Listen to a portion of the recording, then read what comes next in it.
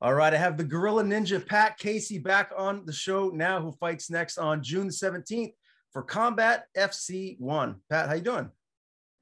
Good, good. Happy to be back. It's been a while since we've talked. Feel good. Ready to get into the cage soon. Yeah, I can't wait for this one. And this is just really awesome for all of New England MMA, for, Joe Cab to be coming back here and have this, Combat FC promotion now, formerly World Fighting Championship. How excited are you just to be on this card, to be, kicking it off here for Combat FC1? Definitely. Joe Cavi has a long history of bringing great shows to the New England area. I'm happy. It's another option. It's another promotion that's going to be on Fight Pass.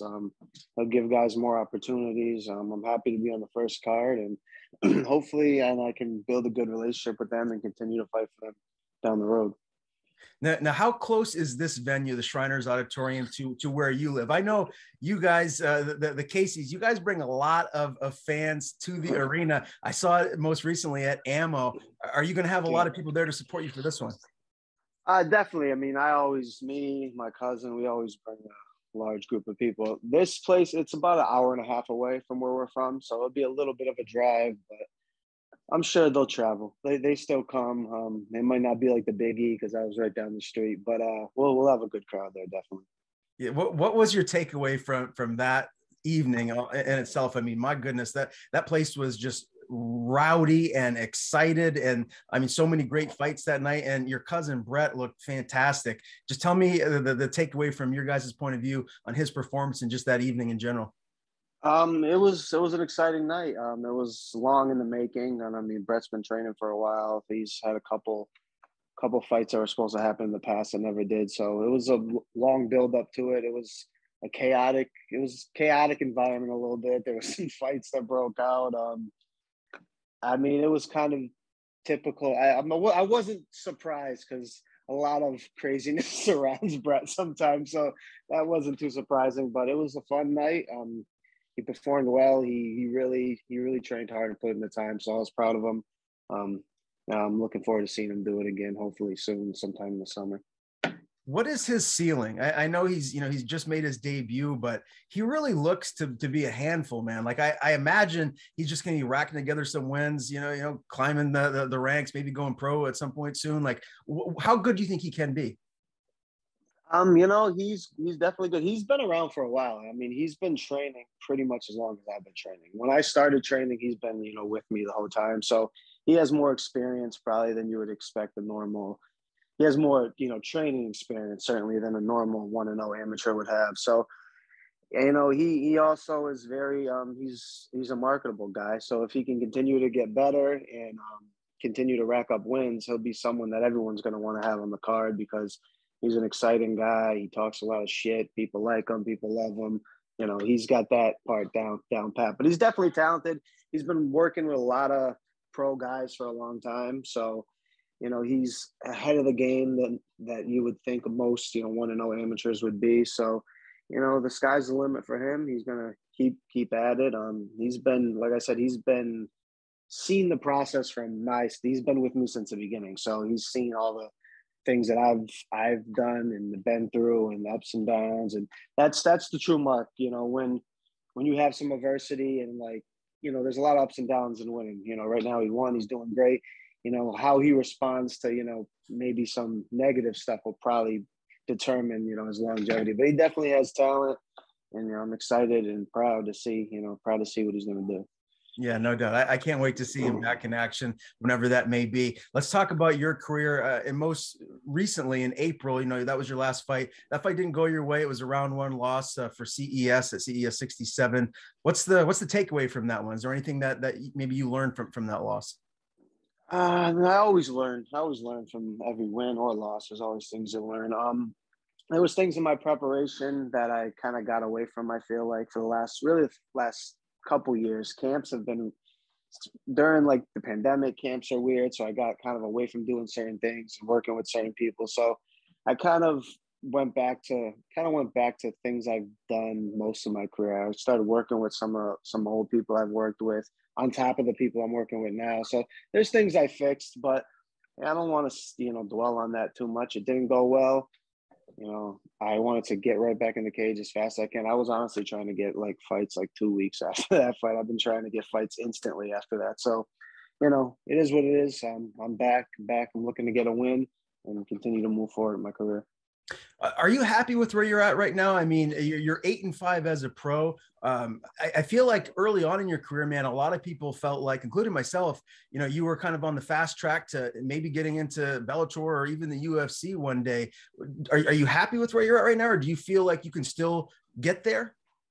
I definitely think I haven't achieved what I'm capable of achieving. I think a lot of people probably would agree with that too. I'm 8-5, so no, I'm not happy. I'd rather be 13-0. But yeah, but it is what it is. It's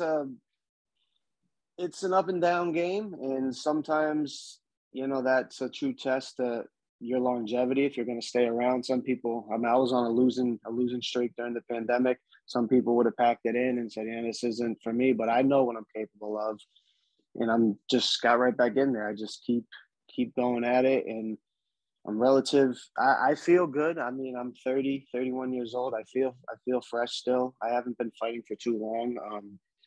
So I feel like I can do this for a long time still. So I definitely can turn it around and get back to where I believe I can be and where others believe I can be. What is your work training balance like? I mean, I know you're a family man, you wife and kids, so that's priority. What is that like for you to stay in the gym and to be in there consistently? Is it tough to juggle everything?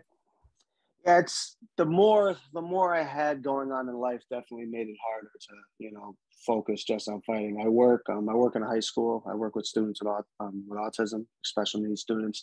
So I work a school day. I have a family, I have 2 kids, I have my wife. So I usually go from work to strength conditioning to fight training pretty much every day. But, sometimes things come up in life, and I got family responsibilities as well. So it's not easy to juggle, but my family's understanding. They know how much fighting means to me, how important it is to me. So they know that there's a lot of times that I'm just not going to be around. I'm going to be training, till late at night. But, it's a juggle. It's not easy to work and have a family and train full time. It's not easy, but I do it, and I find the time to get as much work in as I can, and I'm going to continue to do that. My family supports me, so that's not too big of a problem. How has this camp been? It sounds like things are going well. Like how fresh is your body feeling leading into this one for June 17th? Yeah, I'm feeling a lot better going into this fight than I have for my last few. I don't really talk much about injuries. The last 2 fights I've had a bit of an injury that affected my training camp. What I was able to do in training camp, which I won 1 fight, I lost 1 fight. So I mean, I wasn't gonna pull out or nothing like that. But if I can show up and fight, I pretty much fight. So, but my last 2 training camps have definitely been affected. I don't want to go into too many details about injuries or whatnot, but I had some things that affected how I was preparing for these fights. But that's not the case for this one. My body's healthy as it's been in 6 or 7 months, so I feel good. I'm just ready to go in there and get the taste of an L out of my mouth and get back on the winning track. Well, let's talk about your opponent. This is one of those fights too, where when you look at this guy's record, Stephen Stengel, he's 4-17. This has to be a fight where you're a heavy favorite to go in there and win. Do you feel that pressure when you're fighting someone that has more of a lopsided record to go in there and not just win, but win impressively? I've put myself in positions where I've had pressure on me a lot of fights. I always bring 90% of the crowd half the time, so like I'm used to feeling like I need to win. Of course, I mean, if you look at the fight on paper, I'm a huge favorite, and I need to go in there and win. If I fight the way I'm capable of fighting, I don't have to stress trying to look impressive. It's just going to come natural, and it's going to happen the way it should happen. So I'm just focused on being the best I can be, and with that, I'll get the result I'm looking for. How do you see this ending? What's your official prediction for this one? if you were a betting man, you'd probably pick me to finish the fight relatively quickly. But he's been in there with a lot of people. He's a tough guy. But I should get him out of there before the third bell rings. He should be out of there. All right. And are you trying to stay as active as possible after this one, Pat? Can we expect to see you back in there for another promotion really soon, or are you going to take a little time off after this one? It's possible. After I lost in April, I was gung ho about fighting in June, fighting in July, trying to get 2 fights before the summer's up, which I still may do. Hopefully, this fight I'll come out unscathed and I'll be able to fight, again.